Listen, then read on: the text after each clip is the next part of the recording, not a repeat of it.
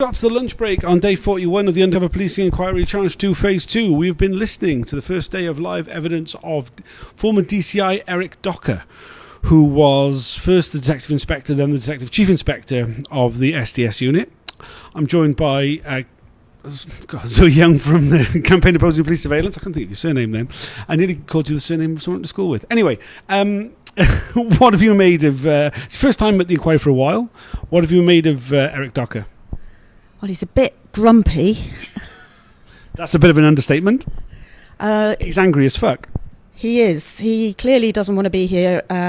He clearly doesn't, or claims he doesn't remember anything.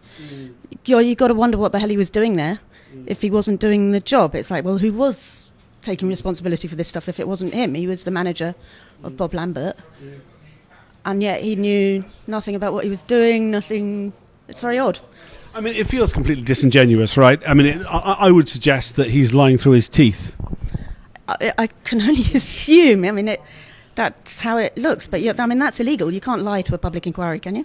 I mean, he has been. I mean, it would be illegal. Yeah, that wouldn't be. I mean, he is a police officer, so he'd be quite used to lying for against the law. But I mean, he also. I mean, unlike many of the former undercover officers or former managers of undercover officers, he swore on the Bible. He made an oath to God. He obviously doesn't believe in God, because if he did, he'd be struck down by a lightning bolt by now. He was asked quite a lot of questions about Debenhams. I didn't catch anything that he said during the entire line of questioning around Debenhams. I remember I've checked the transcript for that. But I didn't catch anything that he said that could be referred to as a definite answer on anything. Unless he was saying, I don't know, I can't recall. He was surmising or guessing or presuming. And this came down to very basic, really simple questions around... Did you contact Bob Lambert after the Debenhams attack took place? What were your feelings about the Debenhams attack? I mean, he even said, I didn't have any particular feelings about the fact that it happened, which, he was so keen to say that he couldn't remember. He just showed himself not to be a credible witness. Yeah, absolutely. I think something that struck me, because I always feel like a beginner in this. I sort of dive in and out of this. And something that really struck me was there was this idea about gathering evidential sort of intelligence, and it seems to me that there's a difference, which maybe I hadn't realised before now, between what these spy cops were doing and actually gathering evidence around potential crimes. Yeah, huge difference. I mean, this was something which came up a lot during Bob Lambert's evidence. So basically, the whole point of these of the SDS was that they were collecting intelligence, long-term ongoing intelligence, which would never be used on an evidential basis. So it would never be presented in court. So it was all background information to inform how policing would take place, as opposed to inform a jury of where wrongdoing took place to secure a conviction. However, with the Debenhams stuff, it came to this point where it's like, well, there is evidence here which we are going to want to use in order to prosecute. And this was a real sort of crossover of the line between these two forms of intelligence gathering. And when Lambert was questioned upon this, I remember him like lighting up like a Christmas tree when he was, oh yes, I got to gather evidence that was used in a trial, but also be kept away from that process. So when they were talking about operational security around that point, it was that yes, it was evidence that had been gathered from an SDS officer that they wanted to use in court, but they couldn't link it back to him. So there was all these sort of jumping through hoops to make sure that wasn't the case.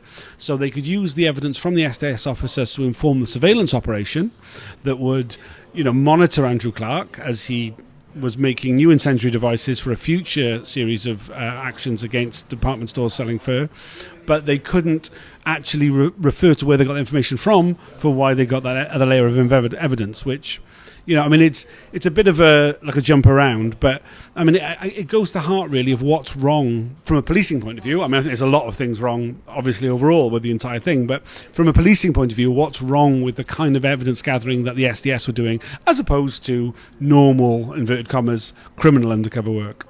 But yeah, I mean, it's definitely an area where the SDS were being stress tested to their utmost, really, for how they would maintain what they refer to as operational security. What we'd refer to probably as just secrecy. about the existence of the SDS. So yeah, I mean, but all that section, Docker gave us nothing. Say what?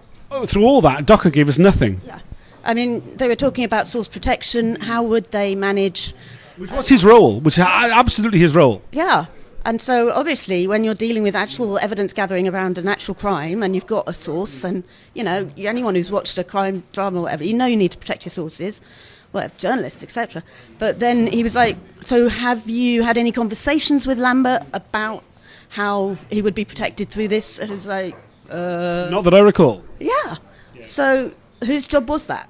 Who was doing this if he wasn't? I mean, I thought a really telling moment was he was asked, did you have any discussions with Lambert about his role within the ALF cell? And at that point, he had to admit that, you know, that there was, if he wasn't in the cell, he was very close to it because the intelligence he was getting. And we saw these reports. We talked about secret meetings of four members of an ALF cell. So it's obvious that Lambert is one of the four. And he sort of admits to that, but he just based on what's on screen, just based on what we can see in the report, he's not adding anything new, which is a real hallmark. And then it was put to him, so did you ask Lambert whether he was in the cell? No, I didn't. And so, and if he had misled you, well, if he'd misled me, I wouldn't have known. And then he turns and smiles and nods to Oliver Sanders, KC, who is the police lawyer. At that moment, to suggest, like, see, I've done as I'm told. I'm not revealing anything about... And if he had lied to me, then I wouldn't have known, would I? Because I'd have been lied to. Which, you know, it's very telling. I mean, a lot of people have commented since during the break about the various tells that he has. I mean, he's got a lot of tics and sort of behavioural things. Yeah, shielding is apparently it's called. Like, I mean, a lot of this comes from like poker. You know, it's the idea of like shielding yourself if you're hiding something. So you're kind of putting your tie back in the front. It's like a shield. Lots of other people talking, putting their hands partially in front of their face. We saw that a lot from Andy Coles, where he was like always almost like covering his face with his hand. Yeah, exactly, right. I noticed he's got one of those rings on his little finger. I'm not sure if that's a Freemason ring or not. I keep trying to catch it, but he's not. He doesn't have it on screen for long enough. But yeah, I mean, I'm really struggling to take anything away from his evidence beyond the fact that he is definitely lying. Well, yeah, I mean, you look at the evidence and it's pretty clear what was going on. You know, they were doing reporting, which was of value for policing because it was clearly reporting on what an ALF cell was planning and doing. And then this guy's being interviewed about it and he's like, no, wasn't me, wasn't happening, wasn't going on. I mean, the problem they've got is that it's very blatant. The tactics they were using in order to gain information about groups, particularly when it came to animal rights, were involved undercover police officers taking part in criminal conspiracy. And by doing so, then getting a level of trust within these groups in order to be told about other criminal activities that were going to take place. Yet this tactic is completely illegal, and all the officers are fully aware that should they admit to any of this, they could be held responsible in some way, and they're very desperate not to do that. But I mean, not only is it obvious, we know for a fact that's what was taking place because we've heard it from so many different people, from so many different sources, uncorroborated with each other. That definitely that's what was going on. And you know, it seems very clear that Eric Docker is damned if he's going to be the one who breaks a martyr. You know, for sure. I mean, for me, I find all this really moving and upsetting because while all this was going on, I was a teenage animal rights activist. I was, distributing the McLibel leaflet. I was participating in these protests, and I really was getting more involved in like anti-vivisection stuff. But then these reports started coming out about, well, incendiary devices for one, but then this sort of allegations of really quite weird and serious things that animal rights people were doing. And it actually kind of drove me away from where my heart was to be involved in protecting animals from cruelty in labs and hunts and so forth. And listening in to this whole process, monitoring it as best I can, it's becoming clearer and clearer to me that a lot of the stuff that was actually putting me off animal rights activism when I was a teenager wasn't coming from the activists. Or if it was being egged on or being manipulated or misrepresented or something. And so that's why I think it's so important because, in the last few years we've had huge waves of veganism, of real progress in various directions around actually respecting our fellow creatures on this earth a bit more. And that could have been happening 20, 30 years ago, maybe, if it wasn't for these units, if it wasn't for this misrepresentation. And the other aspect of it is they keep saying, oh, well, we didn't have anything to do with McDonald's about this. No, we weren't liaising with any corporate people, but at the same time, it's kind of obvious that they were in the evidence when they say, like, clearly libelous McLibel leaflet. Well, who made a big deal about whether it was libelous? Well, obviously McDonald's. And they clearly had former cops in McDonald's team. It's all so obvious in the questioning and in the evidence. And yet, these guys pretending none of it was happening. It seems really odd. It's certain. Yeah, absolutely. It's probably true that SDS officers themselves weren't liaising with McDonald's, but there was an industrial desk, whose job was to liaise with industry. We've seen plenty of examples of List X companies, which are the ones that are involved with national security in some form or other, being informed, directly given intelligence from the SDS.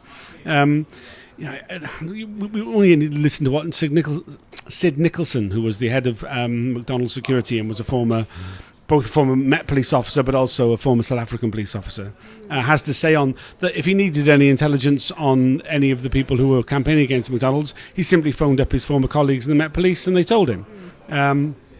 Now, there's been we haven't seemed to find any sort of smoking gun of any official communication that existed between the special branch and McDonald's, but informally it's almost, it's beyond doubt that was taking place.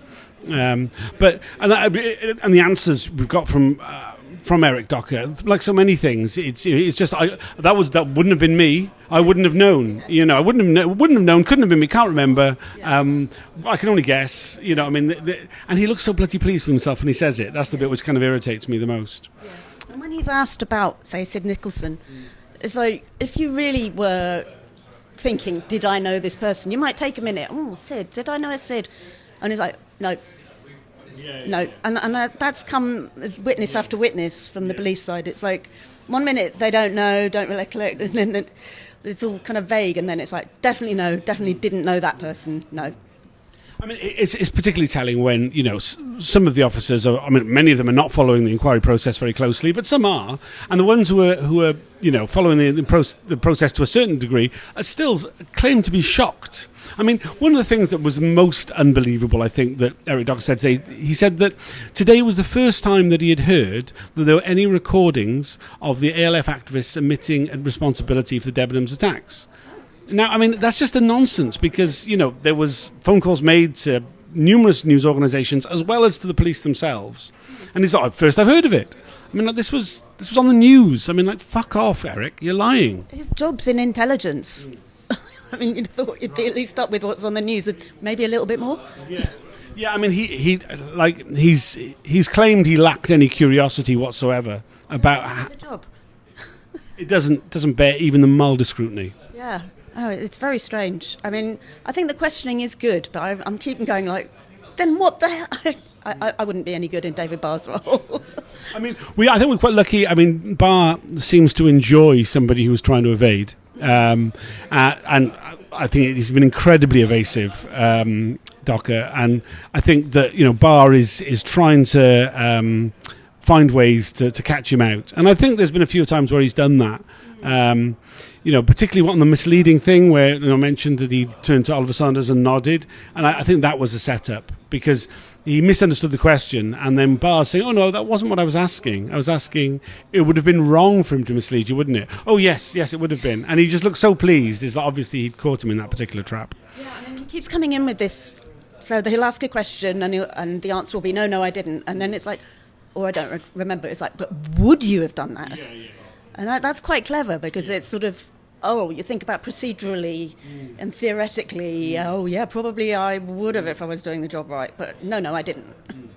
Which is, there's probably loads of these tricks that are going over my head, but I think you have to stay really close involved for long to catch most of what you're catching, so it's so valuable that you're able to do this and keep reporting constant.